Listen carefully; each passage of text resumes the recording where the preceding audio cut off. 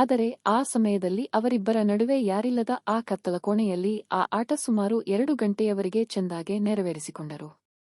ನಮಸ್ಕಾರ ಗೆಳೆಯರೇ, ನನ್ನ ಚಾನಲ್ ಇನ್ನೂ ಸಬ್ಸ್ಕ್ರೈಬ್ ಮಾಡಿಲ್ಲ ಅಂದರೆ ಬೇಗ ಮಾಡಿಕೊಳ್ಳಿ.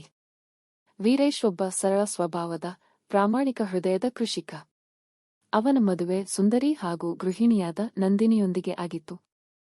ನಂದಿನಿ ಅವನಿಗೆ ಪ್ರೀತಿಯ ಹೆಂಡತಿ, ಆದರೆ ಅವಳ ತಂಗಿ ಸಾನ್ವಿಯು ಅವರ ಕುಟುಂಬದ ಒಂದು ಅವಿಭಾಜ್ಯ ಅಂಗ.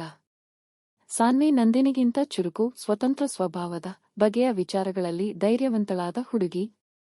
ವೀರೇಶ್ ಅವರ ಮನೆಯಲ್ಲಿ ಚಲನಚಿತ್ರದಂಥ ಅನುಭವವಾಗುತ್ತಿದ್ದಳು.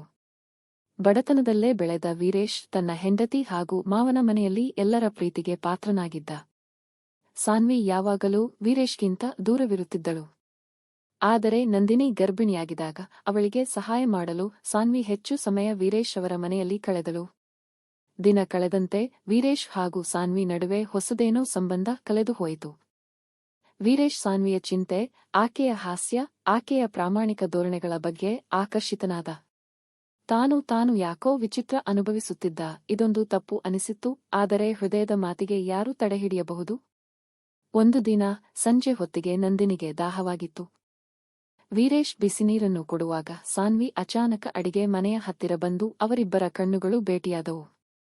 ಒಂದು ಕ್ಷಣ ಎಲ್ಲವೂ ನಿಶ್ಶಬ್ದವಾಯಿತು. ವೀರೇಶನ್ನ, ನಾನು ಇಲ್ಲಿಂದ ಹೋಗಬೇಕು ಎಂದಳು ಸಾನ್ವಿ.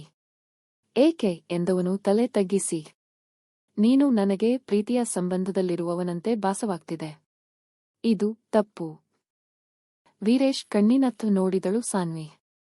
ಅವನಿಗೇನೂ ಹೇಳಲು ಆಗಲಿಲ್ಲ. ಆಕೆ ತಾನು ಉದ್ದಕ್ಕೂ ತಪ್ಪು ಮಾಡುತ್ತಿದ್ದೇನೆ ಎಂಬ ಭಾವನೆಯಿಂದ ಹೊರಬರಲು ಸಾಧ್ಯವಾಗಲಿಲ್ಲ. ಆದರೆ ಆ ಸಮಯದಲ್ಲಿ ಅವರಿಬ್ಬರ ನಡುವೆ ಯಾರಿಲ್ಲದ ಆ ಕತ್ತಲ ಕೋಣೆಯಲ್ಲಿ ಆ ಆಟ ಸುಮಾರು 2 ಗಂಟೆಯವರೆಗೆ ಚೆಂದಾಗೆ ನೆರವೇರಿಸಿಕೊಂಡರು. ನಂದಿನಿಗೆ ಈ ಸಂಗತಿ ಗೊತ್ತಾಗಿದೆಯೋ ಅಥವಾ ಇಲ್ಲವೋ ಗೊತ್ತಿಲ್ಲ, ಆದರೆ ಒಂದು ದಿನ ಸಾನ್ವಿ ಆಕಸ್ಮಿಕವಾಗಿ ಮನೆ ಬಿಟ್ಟು ಹೊರಟುಬಿಟ್ಟಳು. ವೀರೇಶ್ ಆಕೆಯನ್ನು ತಡೆದು ನಿಲ್ಲಿಸಲು ಯತ್ನಿಸಿದರೂ ಅವಳ ದೃಢ ನಿರ್ಧಾರವನ್ನು ನೋಡಿ ಹಿಂಜರಿಯಬೇಕಾಯಿತು. ನಾನು ಇಲ್ಲಿಂದ ಹೋದರೆ ನಿನ್ನ ಜೀವನ ಸುಖವಾಗಿರಬಹುದು ಎಂದಳು ಆಕೆಯ ಕಣ್ಣೀರನ್ನು ಒರೆಸುತ್ತಾ. ವೀರೇಶ್ ತಲೆ ತಗ್ಗಿಸಿದ.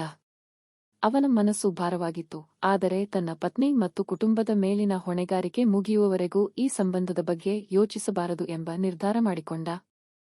ಸಾನ್ವಿ ಹೋದ ನಂತರ ವೀರೇಶ್ ಮತ್ತು ನಂದಿನಿ ತಮ್ಮ ಜೀವನವನ್ನು ಹಳೆಯ ರೀತಿಯಲ್ಲೇ ಮುಂದುವರಿಸಿದರು. ಆದರೆ ವೀರೇಶ್ ಮನದೊಳಗೆ ಒಬ್ಬಳ ಹೆಸರಿನ ಗುಂಗು ಉಳಿಯಿತು.